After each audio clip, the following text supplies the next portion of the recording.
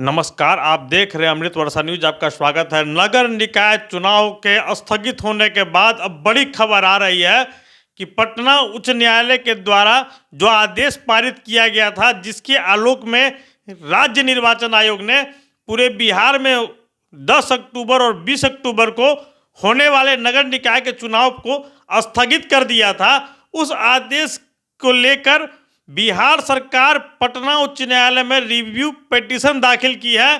दरअसल पटना उच्च न्यायालय के आदेश के आलोक में पूरे बिहार के 4,875 नगर निकाय में होने वाले वार्ड काउंसिल के चुनाव तथा सभी नगर निगम के मेयर, नगर पालिका के अध्यक्ष, उपाध्यक्ष तथा मुख्य पार्षद, उप मुख्य पार्षद के चुनाव टल गए, स्थगित हो गए। कहा जा रहा था कि इसे लेकर बिहार सरकार सुप्रीम कोर्ट जाने वाली है, लेकिन कयासों के विपरीत बिहार सरकार इस मामले को लेकर पटना उच्च न्यायालय में रिव्यू पिटीशन दाखिल किया है। मतलब फिर से अपने आदेश की कोर्ट समीक्षा करे, जिसके लिए रिव्यू पिटीशन दाखिल किया जाता है।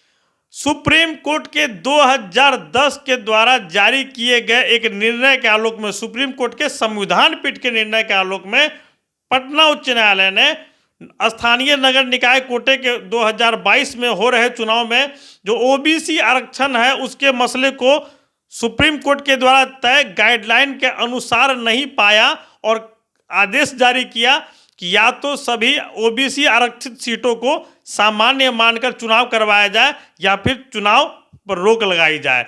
इसके आलोक में 4 अक्टूबर को यह निर्णय पटना उच्च न्यायालय ने सुनाया था, जिसके आलोक में राज्य चुनाव आयोग ने बड़ा फैसला लेते हुए नगर निकाय चुनाव को टाल दिया, स्थगित कर दिया।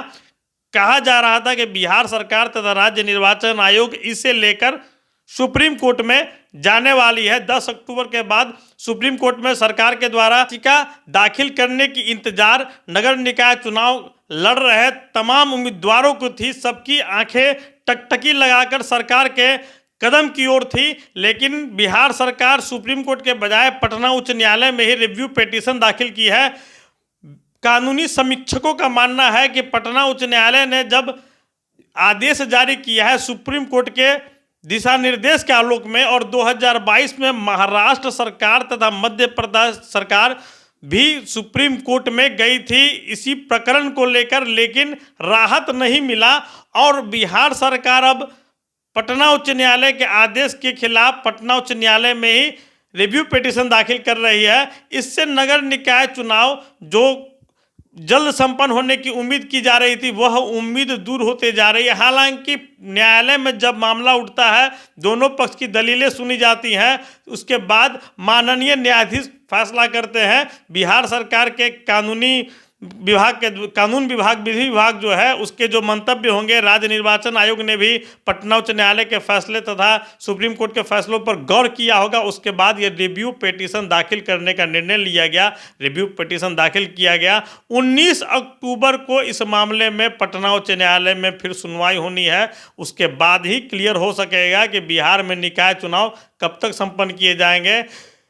कहीं उम्मीद है कि चुनाव 1-2 माह के अंदर संपन्न हो जाए और कहीं लोग बताते हैं कि चुनाव और टलेंगे। जो इतने भी जानकार हैं, समीक्षक हैं, जो इस निर्णय के विश्लेषण करने वाले कानूनविद हैं, सबकी अपनी अलग अलग राय है। लेकिन जो ये रिव्यू पिटीशन बिहार सरकार ने दाखिल किया है, इसके बाद इसकी सुनवाई के उपरांत सब कुछ साफ होने की उम्मीद की जा सकती है। लेकिन सुप्रीम कोर्ट ने ओबीसी आरक्षण को लेकर जिन ट्रिपल टेस्ट के प्रावधानों का जिक्र किया था, आयोग का गठन का जिक्र किया था, उसके बगैर पटना उच्च न्यायालय के आदेश को, जो आदेश पर रोक लगा, स्थगित किया गया चुनाव, उसे लेकर वापस रिव्यू पिटीशन दाखिल करना कहां तक बिहार सरकार को राहत देगी। और 4,875 जो नगर निकाय है, चुनाव लंबित है, जहां हजारों प्रत्याशियों ने करोड़ों रुपए खर्च किए हैं चुनाव प्रचार के लिए और बहुत अपनी ऊर्जा और समय को भी खपाया है। ये सब को इंतजार रहेगा रिव्यू पिटीशन की, जो 19 अक्टूबर को सुनवाई होने वाली है। आप देखते रहिए अमृत वर्षा न्यूज। धन्यवाद। हमसे जुड़े रहने के लिए हमारे YouTube चैनल को सब्सक्राइब करें और नई वीडियो की नोटिफिकेशन के लिए बेल आइकॉन को दबाएं। अगर आप ये वीडियो Facebook पर देख रहे हैं तो लाइक जरूर करें और ज्यादा से ज्यादा शेयर करें। धन्यवाद।